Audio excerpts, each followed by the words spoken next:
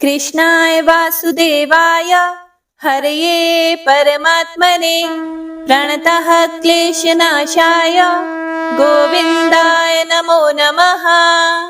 हरे कृष्णा। ओम नमः शिवाय। संगीता धर्म सागर चैनल परिवार में आप सभी भक्तों का दिल से स्वागत है। भगवान श्री हरि विष्णु और माता लक्ष्मी का आशीर्वाद आप सभी भक्तों पर सदा सर्वदा बना रहे। भगवान आपकी सभी मनोकामनाओं को पूर्ण करें। हे प्रिय भक्तों, आज हम ज्येष्ठ मास महात्म्य के 26वें अध्याय का रसपान करेंगे। तो आइए आज की कथा का शुभारंभ एक बहुत ही सुंदर कथा से करते हैं। एक गांव में एक निर्धन जुलाहा और उसकी पत्नी रहा करते थे। दोनों पति पत्नी अत्यंत मेहनती थे। वह दोनों सारा दिन परिश्रम करते, सुंदर सुंदर कपड़े बनाते, लेकिन उनको उनके बनाए हुए वस्त्रों की अधिक कीमत नहीं मिल पाती थी। दोनों ही अत्यंत संतोषी स्वभाव के थे। जो भी मिलता था उसी से संतुष्ट होकर एक टूटी फूटी झोंपड़ी में रहकर अपना जीवन निर्वाह कर लेते थे। वह दोनों भगवान श्री कृष्ण के परम भक्त थे। दिन भर के परिश्रम के बाद जो भी समय मिलता उसे दोनों भगवान के भजन कीर्तन में व्यतीत करते थे। जुलाहे के पास एक तानपुरा और एक खड़ताल थी। जब दोनों मिलकर भजन गाते तो जुलाहा, जिसका नाम सुंदर था, वह तानपुरा बजाता और उसकी पत्नी, जिसका नाम लीला था, वह खड़ताल बजाती। फिर तो दोनों भगवान के भजन में ऐसा खो जाते थे कि उनको अपनी भूख प्यास की भी चिंता नहीं रहती थी। वैसे तो दोनों पति पत्नी संतोषी स्वभाव के थे। अपनी दीनहीन अवस्था के लिए उन्होंने कभी भी भगवान को कोई उलाहना नहीं दिया और अपने इसी जीवन में वह बहुत खुश थे। लेकिन उन्हें एक दुख हमेशा सताता रहता था कि उनकी कोई संतान नहीं थी। इसको लेकर वह सदा चिंतित तो रहा करते थे, लेकिन फिर भी सदा भगवान में ही मगन रहते थे। इसको भी उन्होंने भगवान की लीला समझकर स्वीकार कर लिया और निष्काम रूप से श्री कृष्ण के प्रेम भक्ति में डूबे रहते थे।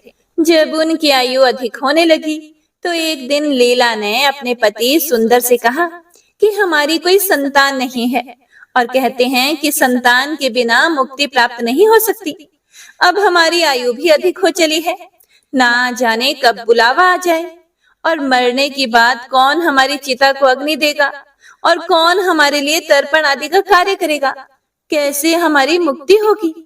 जुलाहा बोला कि तुम क्यों चिंता करती हो, ठाकुर जी है ना, वही सब देखेंगे।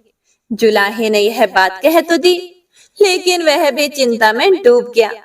तभी उसके मन में एक विचार आया और वह नगर में गया और श्री कृष्ण के बाल गोपाल रूप की एक प्रतिमा ले आया।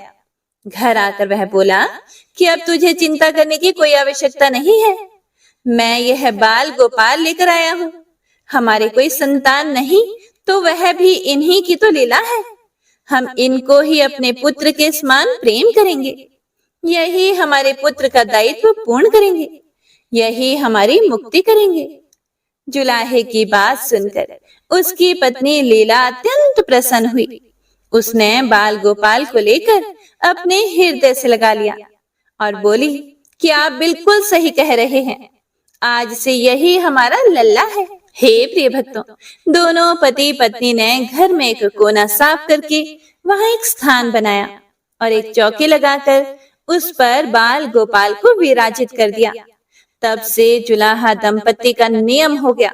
वह प्रतिदिन बाल गोपाल को स्नान कराते, उनको धुले वस्त्र पहनाते, अपनी संतान की तरह उनको लाड लडाते, उन्हीं के सामने बैठकर भजन कीर्तन किया करते और वहीं पर सो जाते। जुलाहा अपने हाथ से बाल गोपाल के लिए सुंदर वस्त्र बनाता और उनको पहनाता। इसमें उसको बड़ा आनंद आता। धीरे धीरे दोनों बाल गोपाल को अपनी संतान के समान ही प्रेम करने लगे। लीला का नियम था कि वह प्रतिदिन अपने हाथ से अपने लल्ला को भोजन कराती, तब स्वयं भोजन करती।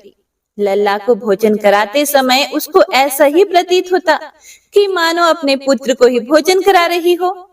उन दोनों के निश्चल प्रेम को देखकर करुणा निधान भगवान अत्यंत प्रसन्न हुए और उन्होंने अदृश्य रूप में आकर स्वयं भोजन खाना शुरू कर दिया।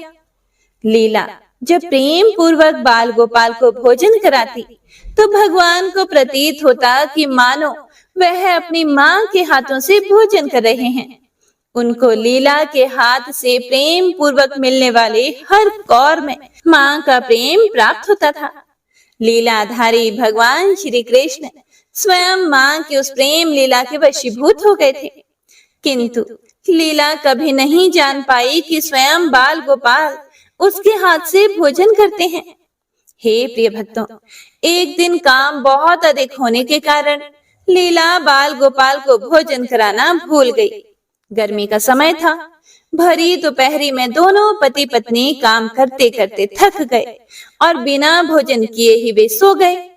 उनको सोए हुए कुछ ही देर हुई थी कि उनको एक आवाज सुनाई दी कि माँ बाबा, मुझको भूख लगी है। दोनों हड़बड़ा कर उठ गए। चारों ओर देखा आवाज कहां से आई है, लेकिन कोई भी दिखाई नहीं दिया। तभी लीला को याद आया कि उसने अपने लल्ला को भोजन नहीं कराया। वह दौड़कर लल्ला के पास पहुंची तो उसने देखा कि बाल गोपाल का मुख मुरझाया हुआ है। बस इतना देखते ही दोनों पति पत्नी वहीं उनके चरणों में गिर पड़े। दोनों की आंखों से आंसुओं की धार बहने लगी। लीला तुरंत भोजन लेकर आई और ना जाने कैसा प्रेम उमड़ा कि लल्ला को उठाकर अपनी गोद में बिठा लिया और उन्हें भोजन कराने लगी। दोनों पति पत्नी रो भी रहे थे और लल्ला को भोजन भी करा रहे थे और साथ ही बार बार उनसे अपने अपराध के लिए क्षमा भी मांगे जा रहे थे। ऐसा प्रगाढ़ प्रेम देखकर भगवान अत्यंत द्रवित हुए और अंतर्यामी भगवान श्री हरि साक्षात रूप में प्रकट हो गए। हे प्रिय भक्तों, भगवान ने अपने हाथों से अपने रोते हुए माता पिता की आंखों से आंसू पोंछे और बोले, प्रिय भक्त, मैं तुम्हारी भक्ति और प्रेम से अत्यंत प्रसन्न हूँ। तुम जो चाहो वह वर मांग लो, मैं तुम्हारी प्रत्येक इच्छा पूर्ण करूंगा। बस इतना सुनते ही दोनों भगवान के चरणों में गिर पड़े और बोले, हे दया निधान, आप हमसे प्रसन्न हैं और स्वयं हमारे सम्मुख उपस्थित हुए हैं। हमारा तो जीवन धन्य हो गया। इससे अधिक हमें और क्या चाहिए? इससे अधिक किसी भी वस्तु का भला क्या महत्व हो सकता है? आपकी कृपा हम पर बनी रहे, बस इतनी सी कृपा करें। फिर भगवान श्री हरि बोले, यदि तुम चाहो तो मैं तुम्हारे जीवन में संतान के अभाव को समाप्त करके तुम्हें एक सुंदर संतान प्रदान करूंगा। यह सुनते ही सुंदर और लीला एकदम व्याकुल होकर बोले, नहीं नहीं भगवान, हमको संतान नहीं चाहिए। उनका उत्तर सुनकर भगवान ने पूछा, लेकिन क्यों? अपने जीवन में संतान की कमी को पूर्ण करने के लिए ही तो तुम मुझको अपने घर लेकर आए थे। यह सुनकर वह दोनों बोले कि हे प्रभु, हमें डर है कि यदि हमें संतान प्राप्त हो गई तो हमारा मोह उस संतान के प्रति बढ़ जाएगा और तब हम आपकी सेवा नहीं कर पाएंगे। उनका प्रेम और भक्ति से भरा हुआ उत्तर सुनकर करुणा निधान भगवान करुणा से भर उठे। स्वयं भगवान की आंखों से आंसू टपक पड़े और भगवान बोले कि हे मैया, हे बाबा, मैं यहाँ आया था आपके ऋण को उतारने के लिए, किंतु आपने तो मुझको सदा सदा के लिए अपना ऋणी बना लिया। मैं आपके प्रेम का यह ऋण कभी नहीं उतार पाऊंगा। मैं सदा सदा आप दोनों का ऋणी रहूंगा। मैं तुम्हारे प्रेम से अत्यंत प्रसन्न हूँ। तुमने अपने निर्मल प्रेम से मुझको भी अपने बंधन में बांध लिया है। मैं तुमको वचन देता हूँ कि आज से मैं तुम्हारे पुत्र के रूप में तुम्हारे समस्त कार्य पूर्ण करूंगा। तुमको कभी भी संतान का अभाव नहीं होने दूंगा। मेरा वचन कभी भी असत्य नहीं होता। ऐसा कहकर भक्त वत्सल भगवान बाल गोपाल की प्रतिमा में विलीन हो गए। हे प्रिय भक्तों, उस दिन से सुंदर और लीला का जीवन बिल्कुल ही बदल गया। उन्होंने सारा काम धंधा छोड़ दिया और सारा दिन बाल गोपाल के भजन कीर्तन और उनकी सेवा में व्यतीत करने लगे। उनको ना भूख सताती थी और ना ही प्यास लगती थी। सभी प्रकार की इच्छाओं का उन्होंने पूर्ण रूप से त्याग कर दिया। सुंदर कभी कोई कार्य करता तो केवल अपने बाल गोपाल के लिए सुंदर सुंदर वस्त्र बनाने का। उनके सामने जब भी कोई परेशानी आती, बाल गोपाल तुरंत ही एक बालक के रूप में उपस्थित हो जाते और उनके समस्त कार्य पूर्ण करते। वह दंपति और बालक गांव भर में चर्चा का विषय बन गए, किंतु गांव में कोई भी यह नहीं जान पाया कि वह बालक कौन है और वह कहां से आता है और वह उसके बाद कहां चला जाता है। धीरे धीरे समय बीतने लगा। जुलाहा दंपति बूढ़े हो गए, लेकिन भगवान की कृपा उन पर बनी रही। अब दोनों की आयु पूर्ण होने का समय आ चला था। भगवत प्रेरणा से उनको यह ज्ञात हो गया कि अब उनका समय पूरा होने वाला है। एक दिन दोनों ने भगवान को पुकारा। ठाकुर जी भी तुरंत प्रकट हो गए और उनसे उनकी इच्छा जाननी चाहिए। दोनों भक्त दंपति भगवान के चरणों में प्रणाम करके बोले, हे नाथ, हमने अपने पूरे जीवन में आपसे कभी भी कुछ नहीं मांगा। अब जीवन का अंतिम समय आ गया है, इसीलिए आपसे कुछ मांगना चाहते हैं। भगवान बोले कि निसंकोच अपनी कोई भी इच्छा कहो, मैं तुम्हें वचन देता हूँ कि तुम्हारी प्रत्येक इच्छा को मैं पूर्ण करूंगा। हे प्रिय भक्तों, तब बाल गोपाल के अगाध प्रेम में डूबे हुए उस वृद्ध दंपति ने बोला, हे नाथ, हमने अपने पुत्र के रूप में आपको देखा और आपकी सेवा की। आपने भी पुत्र के समान ही हमारी सेवा की। अब वह समय आ गया है जिसके लिए कोई भी माता पिता पुत्र की कामना करते हैं। हे दीन बंधु, हमारी इच्छा है कि हम दोनों पति पत्नी के प्राण एक साथ निकले। और हे दया निधान, जिस प्रकार एक पुत्र अपने माता पिता की अंतिम क्रिया करता है और उनको मुक्ति प्रदान करता है, उसी प्रकार हे परमेश्वर, हमारी अंतिम क्रिया आप अपने हाथों से करें और हमको मुक्ति प्रदान करें। श्री हरि ने दोनों को उनकी इच्छा पूर्ण करने का वचन दिया और बाल गोपाल के विग्रह में विलीन हो गए। और अंत में वह दिन आ ही गया जब प्रत्येक जीव को यह शरीर छोड़ना पड़ता है। दोनों वृद्ध दंपति बीमार पड़ गए। उन दोनों की भक्ति की चर्चा गांव भर में थी, इसीलिए गांव के लोग उनका हाल जानने उनकी झोंपड़ी में पहुंचे। लेकिन उन दोनों का ध्यान तो श्री हरि में रम चुका था। उनको नहीं पता था कि कोई आया भी है। नियत समय पर एक चमत्कार हुआ। जुलाहे की झोंपड़ी एक तीव्र और अलौकिक प्रकाश से भर उठी। वहां उपस्थित समस्त लोगों की आंखें बंद हो गई। किसी को कुछ भी दिखाई नहीं पड़ रहा था। कुछ लोग तो झोंपड़ी से बाहर आ गए और कुछ वहीं धरती पर बैठ गए। श्री हरि अपने दिव्य चतुर्भुज रूप में प्रकट हुए। उनकी अप्रतिम शोभा समस्त सृष्टि को आलोकित करने वाली थी। वातावरण में एक दिव्य सुगंध भर गई। अपनी मंद मंद मुस्कान से अपने उन भक्त माता पिता की ओर देखते रहे। उनका यह दिव्य रूप देखकर दोनों वृद्ध अत्यंत आनंदित हुए। अपने दिव्य दर्शनों से दोनों को तृप्त करने के बाद करुणा निधान लीलाधारी समस्त सृष्टि के पालनहार श्री हरि वहीं उन दोनों के निकट धरती पर ही उनके सिरहाने बैठ गए। भगवान ने उन दोनों भक्तों का सर अपनी गोद में रखा, उनके शीश पर प्रेम पूर्वक अपना हाथ रखा। उसके बाद अपने हाथों से उनके नेत्र बंद कर दिए और तत्काल ही दोनों के प्राण निकलकर श्री हरि में विलीन हो गए। पंचभूतों से बना शरीर पंचभूतों में विलीन हो गया और कुछ समय के बाद जब वह दिव्य प्रकाश का लोप हुआ तो सभी उपस्थित ग्रामीणों ने देखा कि वहां ना तो वह सुंदर था और ना ही उसकी पत्नी लीला थी और ना ही बाल गोपाल थे। शेष थे तो मात्र कुछ पुष्प जो धरती पर पड़े हुए थे और एक दिव्य सुगंध जो वातावरण में चारों ओर फैली थी। विस्मित ग्रामीणों ने श्रद्धा से उस धरती को नमन किया, उन पुष्पों को उठाकर शीश से लगाया तथा सुंदर और उसकी पत्नी लीला की भक्ति और गोविंद के नाम का गुणगान करते हुए चल दिए उन पुष्पों को श्री गंगा जी में विसर्जित करने के लिए। हे प्रिय भक्तों, भक्त वह है जो एक क्षण के लिए भी विभक्त नहीं होता, अर्थात जिसका मन ईश्वर में अखंड बना रहे, वह भक्त कहलाता है। सरल शब्दों में भक्ति के अंतिम चरण का अनुभव करने वाले को भक्त कहते हैं। तो सभी प्रेम से बोलिए, भक्त और भगवान की जय। बोलिए बांके बिहारी लाल की जय। हे प्रिय भक्तों, तो आइए अब सुनते हैं आज की महात्म्य कथा।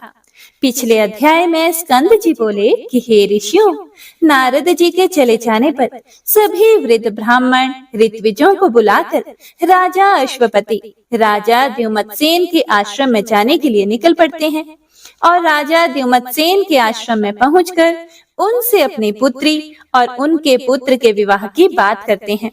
तो राजा द्युमत्सेन कहते हैं कि आपकी पुत्री आश्रम के तपस्वी जीवन को नहीं जी पाएगी। तब राजा अश्वपति बोले कि मेरी पुत्री ने यदि आपके पुत्र को वरा है तो वह यह सब कुछ जानती है, इसीलिए आप उनके विवाह की अनुमति दें। तब राजा द्युमत्सेन और अश्वपति सत्यवान और सावित्री का विवाह करा देते हैं।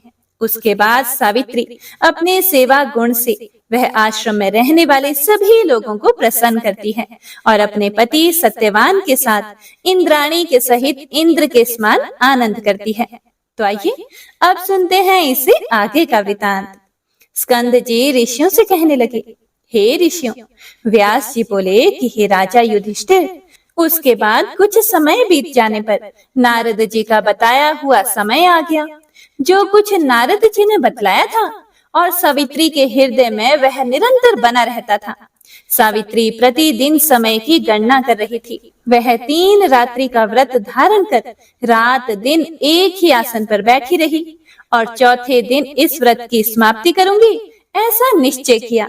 राजा द्युमत्सेन अपनी पुत्र वधू का दुख साध्य नियम सुनकर दुखी हो गए और स्वयं उठकर सावित्री के पास आए और यह श्रेष्ठ वचन बोले, हे राजपुत्री, तुमने यह अति कठिन नियम का प्रारंभ किया है। स्कंद जी बोले, हे ऋषियों, 3 दिन का समय बहुत कठिनता से बीतने योग्य है, क्योंकि 3 दिन में अपने पति की मृत्यु का कारण जानकर इसी बीच में उस तपस्विनी ने 3 दिन का नियम ग्रहण किया। उसको यह निश्चय था कि चौथे दिन उसका पति मर जाएगा। इसी प्रकार सत्यवान कुठार अर्थात कुल्हाड़ा पीटक लेकर लकड़ियां लेने के लिए वन को चला गया। उस सत्यवान को वन में जाता हुआ देखकर सावित्री बोली, हे मानद, आज आप मेरे कहने से वन को ना जाइए। यदि आप जाना ही चाहते हो तो मैं भी आपके साथ चलूंगी। हे प्रभु, मुझको इस वन तथा आश्रम में रहते हुए 1 वर्ष बीत गया है। फिर सत्यवान कहने लगे, हे सुश्रेणी, मैं स्वतंत्र नहीं हूँ, मेरे साथ मेरे माता पिता भी हैं। तुम मेरे माता पिता से पूछ लो, यदि वह कहे तो मेरे साथ चली चलो। पति के ऐसे कहने पर वह कमल नेत्री अपने सास ससुर के पास गई और उनके चरणों में प्रणाम करके कहने लगी कि मैं वन देखने के निमित्त जाना चाहती हूँ। आप मुझे आज्ञा दीजिए। मेरा मन पति के साथ वन जाने को बोल रहा है। सावित्री के ऐसे वचन सुनकर राजा द्युमत्सेन बोले कि हे भद्रे, हे सुव्रते, तुमने व्रत किया है, अब उसके पारणा का समय है, उसका पारणा करो। उसके पारणा के पश्चात तुम वन को जा सकती हो। यह सुनकर सावित्री बोली, हे तात, मैंने रात्रि को चंद्रोदय होने के पश्चात भोजन का नियम किया है और हे तात, आज मैं पति के साथ वन देखना चाहती हूँ। हे नराधिप, मुझे पति के साथ वन में किसी प्रकार का भी कोई कष्ट नहीं होगा। यह बात सुनकर राजा द्युमत्सेन बोले कि हे पुत्री, हे सुमध्य में, जैसा तुम चाहती हो वैसा ही करो। हे मुनीश्वरों, सावित्री सास ससुर को प्रणाम करके सत्यवान के साथ वन को चली गई। वह मनस्विनी बार बार अपने पति को देखती रही तथा विकसित पुष्पों वाले वृक्षों और सुंदर फलों वाले वृक्षों से व्याप्त वन को भी देखती जाती थी। उस वन के वृक्षों के नाम पूछती हुई और कभी मृग समूह को देखती हुई वह सावित्री हृदय से कांप रही थी। उस वन में जाकर सत्यवान ने शीघ्र फलों को लेकर काष्ठ को भी ले लिया। एक बोझ बांधकर तैयार कर लिया। वह साध्वी पतिव्रता वट वृक्ष के समीप बैठकर पिटारी को फलों से भरने लगी और सत्यवान उस काष्ठ को कुठार से फाड़ने लगा। इसी समय सत्यवान के सिर में दर्द होने लगी और वह सावित्री से बोला, हे भद्रे, शूल के समान कांटों से मेरा सिर फटा जा रहा है। हे सुश्रेणी, हे सुव्रते, मैं तुम्हारी गोद में सोना चाहता हूँ। हे प्रिय भक्तों, वह विशालाक्षी मनस्विनी सत्यवान की मृत्यु का समय उपस्थित समझकर उसी स्थान में बैठ गई। सत्यवान भी सावित्री की गोद में अपना सिर रखकर सो गया। तब तक वहां पर कृष्ण पिंगल का एक पुरुष आया। इति श्री ज्येष्ठ मास महात्म्य सत्यवान सावित्री कथा वर्णन षड्विंशो अध्याय संपूर्ण। इससे आगे का वृतांत आप सभी भक्तजन अगले अध्याय में जरूर सुनिएगा। आइए अब गजेंद्र मोक्ष स्तोत्र का पाठ करते हैं। इस माह में गजेंद्र मोक्ष स्तोत्र पढ़ने मात्र से जहां हर तरह के ऋण कर्ज से मुक्ति मिलती है, वहीं 10 दिशाओं से शुभ फल दिलाने में भी सक्षम है। इस स्तोत्र का जाप करने से जीवन में किसी भी प्रकार की परेशानियों से मुक्ति मिलती है। श्रीमद् भगवत गीता के 3रे अध्याय में गजेंद्र स्तोत्र पढ़ने को मिलता है। इस स्तोत्र में हाथी और मगरमच्छ के साथ हुए युद्ध का वर्णन किया गया है और गजेंद्र जब युद्ध से हार जाता है तो भगवान श्री हरि विष्णु का ध्यान करके उनकी स्तुति करता है और उसकी स्तुति से प्रसन्न होकर भगवान श्री हरि विष्णु आते हैं और उसे मोक्ष प्रदान करते हैं। और हे प्रिय भक्तों, इस पाठ को करते समय अगर हम अपने मन में यह भावना रखें कि हे श्री हरि विष्णु, हे मेरे प्रभु, जिस प्रकार से आपने गजेंद्र को परेशानी से बाहर निकाला, उसी प्रकार से हमें भी हमारी परेशानियों से बाहर निकालिए, तो यकीन मानिए निश्चित ही भगवान श्री हरि विष्णु हमारी मदद स्वयं करते हैं। तो आइए अब सच्चे मन से भगवान श्री हरि विष्णु का ध्यान करके इस परम कल्याणकारी स्तोत्र का पाठ करते हैं। जय श्री हरि विष्णु। शुक जी ने कहा कि बुद्धि के अनुसार पिछले अध्याय में वर्णन किए गए रीति से अपने मन को नियंत्रित करके और हृदय को स्थिर करके गजेंद्र अपने पिछले जन्म में याद किए गए सर्वोच्च कार्य और बार बार जप किए जाने वाले स्तोत्र का जाप करने लगा।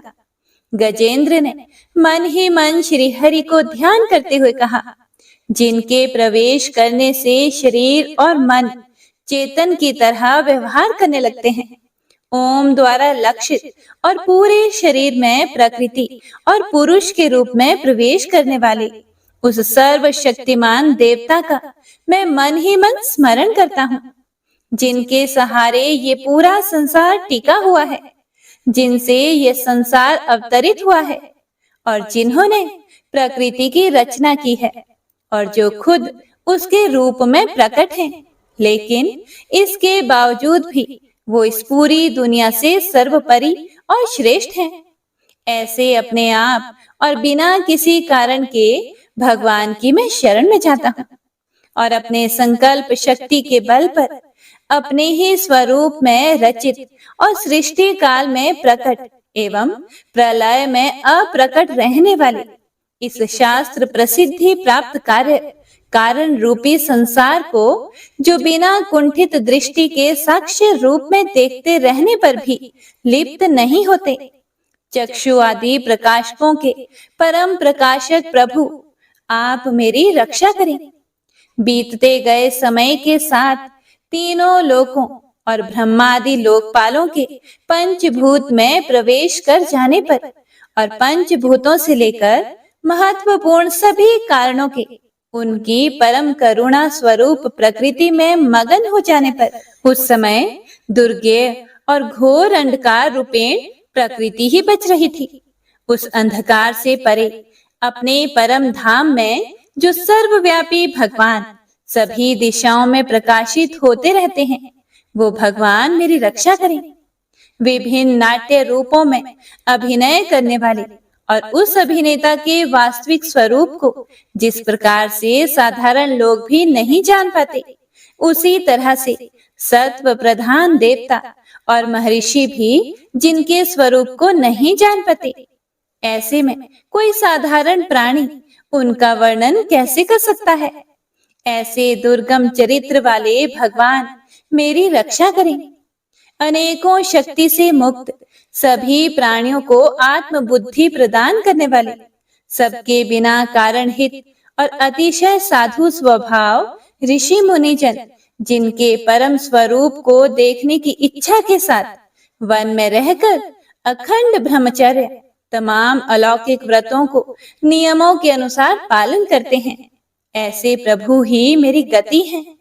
वह जिनका हमारी तरह ना तो जन्म होता है और ना जिनके द्वारा अहंकार प्रेरित कर्म ही होते हैं, जिनके निर्गुण स्वरूप का ना कोई नाम है और ना ही कोई रूप है, इसके बावजूद भी समय के साथ इस संसार की सृष्टि और प्रलय के लिए अपनी इच्छा से अपने जन्म को स्वीकार करते हैं। उन अनंत शक्ति संपन्न परम ब्रह्म परमेश्वर को मेरा नमस्कार है। उन प्राकृत आकार रहित और अनेक रूप वाले अद्भुत भगवान को मेरा बारंबार नमस्कार है। स्वयं प्रकाशित सभी साक्ष्य परमेश्वर को मेरा शत शत नमन है। वैसे देव जो मन, वाणी और चित्त वृत्तियों से परे हैं, उन्हें मेरा बारंबार नमस्कार है। विवेक से परिपूर्ण पुरुष के द्वारा सभी सत्व गुणों से परिपूर्ण, निवृत्ति धर्म के आचरण से मिलने योग्य और मोक्ष सुख की अनुभूति रूपी भगवान को मेरा नमस्कार है।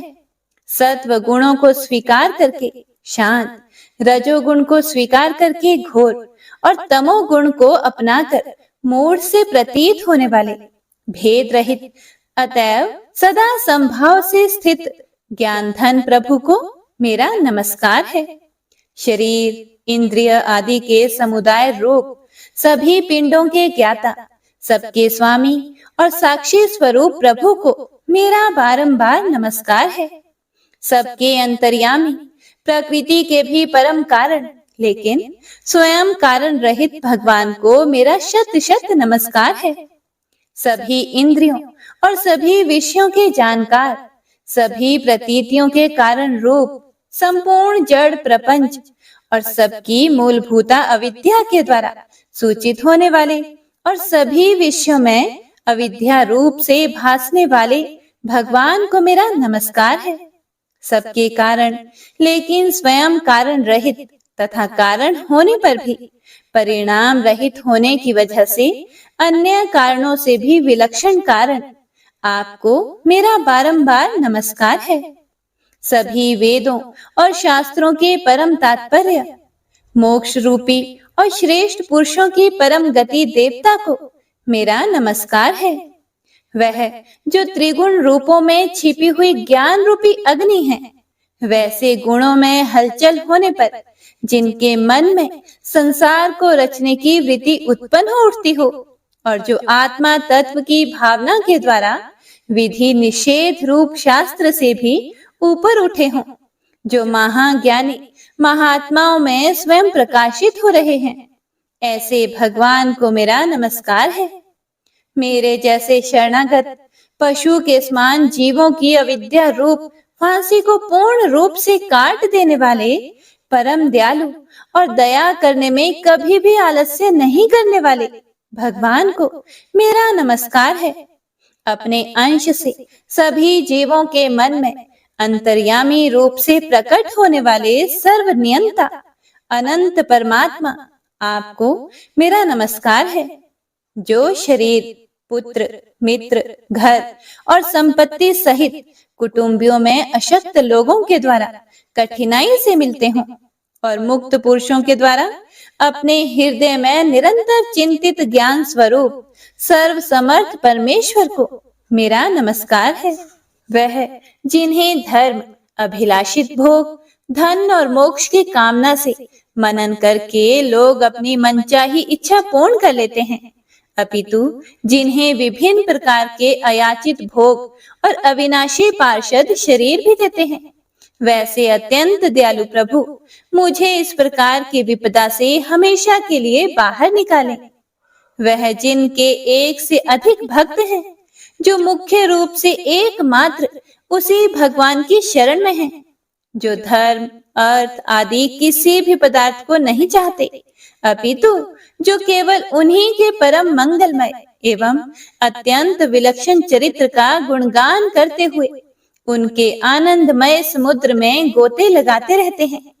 उन अविनाशी, सर्वव्यापी, सर्वमान्य ब्रह्मादि के भी नियामक, अभक्तों के लिए भी हमेशा प्रकट होने वाले, भक्ति योग द्वारा प्राप्त अत्यंत निकट होने पर भी माया के कारण अत्यंत दूर महसूस होने वाले, इंद्रियों के द्वारा अगम्य और अत्यंत दुर्विज्ञ, अंत रहित, लेकिन सभी के आदि कारक और सभी तरफ से परिपूर्ण उन प्रभु की मैं स्तुति करता हूँ। वो जो ब्रह्मा सहित सभी देवता, चारों वेद तथा समस्त चराचर जीव नाम और आकृति भेद से जिनके अत्यंत क्षुद्र अंशों से रचे गए हैं, जिस तरह से जलती हुई अग्नि की लपटें और सूरज की किरणें बार बार निकलती हैं और फिर से अपने कारण में ही लीन हो जाती है, उसी प्रकार बुद्धि, मन, इंद्रियां और नाना योनियों के शरीर, जिन सभी गुणों से प्राप्त शरीर जो स्वयं प्रकाश परमात्मा से प्रकट होता है और फिर से उन्हीं में लीन हो जाता है, वह प्रभु जो ना तो देवता है, ना असुर, ना मनुष्य है और ना ही मनुष्य से नीचे किसी अन्य योनि के प्राणी, ना ही वो स्त्री हैं और ना ही पुरुष, ना ही नपुंसक और ना ही वो कोई ऐसे जीव हैं जिनका इन तीनों ही श्रेणी में समावेश है। वो ना तो गुण है, ना कर्म, वो ना ही कार्य है और ना ही कारण। इन सभी योनियों का निषेध होने पर जो बचता है वही उनका असली रूप है और वे ही सब कुछ हैं। ऐसे प्रभु मेरा उत्थान करने के लिए प्रकट हो। अब मैं इस मगरमच्छ के चंगुल से आजाद होने के बाद जीवित नहीं रहना चाहता। इसकी वजह ये है कि मैं सभी तरफ से अज्ञानता से ढके इस हाथी के शरीर का क्या करूं? मैं आत्मा के प्रकाश से ढक देने वाले अज्ञानता से युक्त इस हाथी के शरीर से मुक्त होना चाहता हूँ, जिसका काल क्रम से अपने नाश नहीं होता, बल्कि ईश्वर की दया और ज्ञान से उदय हो पाता है। इस प्रकार से मोक्ष के लिए लालायित संसार के रचयिता स्वयं संसार के रूप में प्रकट, लेकिन संसार से परे, संसार में एक खिलौने की भांति खेलने वाले, संसार में आत्म रूप से व्याप्त अजन्मा, सर्वव्यापी एवं प्रापत्य वस्तुओं में सर्वश्रेष्ठ श्री हरि का केवल स्मरण करता हूँ और उनकी शरण में जाता हूँ, जिन्होंने भगवत भक्ति रूपी योग के द्वारा कर्मों को जला डाला है, जिन्हें समस्त योगी ऋषि अपने योग के द्वारा अपने शुद्ध हृदय में प्रकट देखते हैं। उन योगेश्वर भगवान को मेरा नमस्कार है। वह जिनके त्रिगुणे शक्तियों का राग, रूप, वेग और असह्य है, जो सभी इंद्रियों के विषय रूप में मौजूद है। वह जिनकी इंद्रियां समस्त विषयों में ही बसी रहती है। ऐसे लोगों को जिनको मार्ग मिलना भी संभव नहीं है, वैसे शरणागत एवं अपार शक्तिशाली वाले भगवान आपको मेरा बारंबार नमस्कार है। जिनकी अविद्या नाम के शक्ति के कार्य रूप अहंकार से ढके हुए हैं, वह जिनके रूप को जीव समझ नहीं पाते हैं, ऐसे अपार महिमा वाले भगवान की मैं शरण लेता हूँ। हे प्रिय भक्तों, श्री सुखदेव जी कहते हैं कि वह जिसने पूर्व प्रकार से भगवान के भेद रहित सभी निराकार रूप का वर्णन किया था, उस गजराज के करीब जब ब्रह्मा आदि अन्य कोई भी देवता नहीं आए, जो अपने विभिन्न प्रकार के विशेष विग्रहों को ही अपना रूप मानते हैं, ऐसे में साक्षात विष्णु जी, जो सभी के आत्मा होने के कारण सभी देवताओं के रूप हैं, तब वह वहां पर प्रकट हुए। गजराज को इस प्रकार से दुखी देखकर और उसके पढ़े गए स्तुति को सुनकर चक्रधारी प्रभु इच्छानुसार वेग वाले गरुड़ की पीठ पर सवार होकर सभी देवों के साथ उस स्थान पर पहुंचे जहां वह गज था। गज अर्थात हाथी था। सरोवर के अंदर महाबलशाली मगरमच्छ द्वारा जकड़े और दुखी उस हाथी ने आसमान में गरुड़ की पीठ पर बैठे और हाथों में चक्र लिए भगवान श्री हरि विष्णु को आते हुए जब देखा तो वह अपनी सूंड में पहले से ही उनकी पूजा के लिए रखे कमल के फूल को श्री हरि पर बरसाते हुए कहने लगा, सर्व पूज्य भगवान श्री हरि नारायण, आपको मेरा प्रणाम है। सर्व पूज्य भगवान श्री हरि, आपको मेरा नमस्कार है। लाचार हाथी को पीड़ित देखकर श्री हरि विष्णु गरुड़ से नीचे उतरकर सरोवर में उतर आए और वह दया से प्रेरित होकर ग्राह सहित उस गज को तुरंत ही सरोवर से बाहर निकाल आए और देवताओं के देखते ही देखते अपने चक्र से मगरमच्छ के गर्दन को काट दिया और हाथी को उस पीड़ा से बाहर निकाल लिया। तो इसी के साथ गजेंद्र मोक्ष स्तोत्र संपूर्ण हुआ। तो सभी एक बार प्रेम से बोलिए, भगवान श्री हरि विष्णु की जय। बंशी शोभित कर मधुर नील जलद तन श्याम, अरुण अधर जनु बिंब फल नयन कमल अभिराम, पूर्ण इंद्र अरविंद मुख पीतांबर शुभ साज, जय मन मोहन मदन छवि कृष्ण चंद्र महाराज।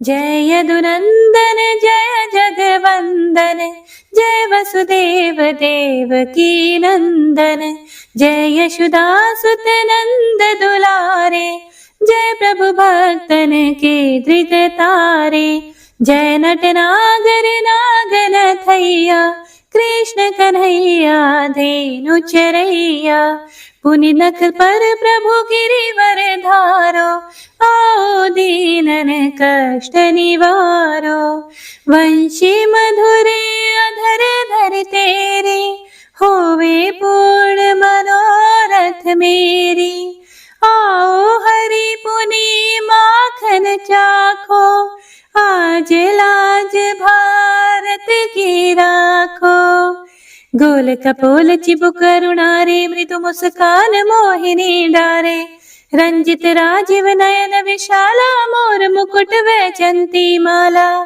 कुंडल श्रवण पीत पटाछे, कटि किंकणी काछन काछे, नील जलज सुंदर तनु सोहे, छवि लखि सुर नर मुनि मन मोहे, मस्तक तिलक अलक घुंघराले, आओ कृष्ण बांसुरी वाले, करि पय पान पूत नहीं तार्यो, अका बका का सुर मार्यो, मधुवन जलत अग्नि जब ज्वाला, भय शीतल लखि तहि नंद लाला, सुरपति जब ब्रज चढ़े और साई, मोसर धार वारी वर्षाई, लगत लगत ब्रज चहन बहायो, गोवर्धन नख धारी बचायो, लखी यशोदा मन ब्रह्माधिकाई, मुख मह 14 भुवन दिखाई, दुष्ट कंस अति उधम मचायो, कोटि कमल जब फूल मंगायो, नाथी काली यही तब तुम लीन है, चरण चिन्ह दई निर्भय कीन है, करि गोपिन संग रास विलासा, सबकी पूर्ण करी अभिलाषा, केतिक महासुर संहार्यो, कंस ही केस पकड़ी दई मार्यो, मात पिता की बंदी छुड़ाई, उग्रसेन कहा राज दिलाई, मही से मृतक छहो सुतलायो, मातु देव की शोक मिटायो, भौमासुर मुरे दैत्य सहारी, लाए 68 सहस कुमारी, दई भी नहीं तृण चीर सहारा, जरा सिंधु राक्षस का हमारा, असुर बकासुर आदिक मार्यो, भक्तन के तब कष्ट निवार्यो। दीन सुदामा के दुख टार्यो, तंदुल 3 मूठ मुख डार्यो। प्रेम के साग विदुर घर मांगे, दुर्योधन के मेवा त्यागे। लखी प्रेम की महिमा भारी, ऐसे श्याम दीन हितकारी। भारत के पारथ रथ हाके, लिए चक्र करे नहीं बलता के। निज गीता के ज्ञान सुनाए, भक्तन हृदय सुधा वर्षाए। मीरा थी ऐसी मतवाली, विष पी गई बजा कर ताली। राणा भेजा सांप पिटारी, शालिग्राम बने बनवारी। निज माया तुम विधि दिखायो, उरते संशय सकल मिटायो। तब शत निंदा करि तत्काला, जीवन मुक्त भयो शिशुपाला। जब ही द्रौपदी तीर लगाई, दीनानाथ लाज अब जाई। तुरत ही वसन बने नंदलाला, बढ़े चीर भई अरि मोह काला।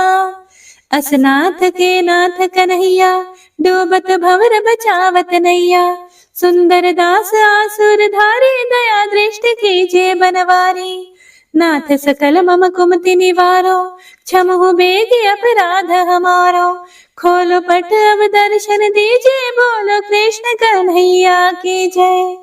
बोलो कृष्ण कन्हैया की जय। बोलो कृष्ण कन्हैया की जय। यह चालीसा कृष्ण का पाठ करे उरधारी, अष्ट सिद्धि नवनिधि फल लहे पदारथ चारी। जय श्री कृष्ण।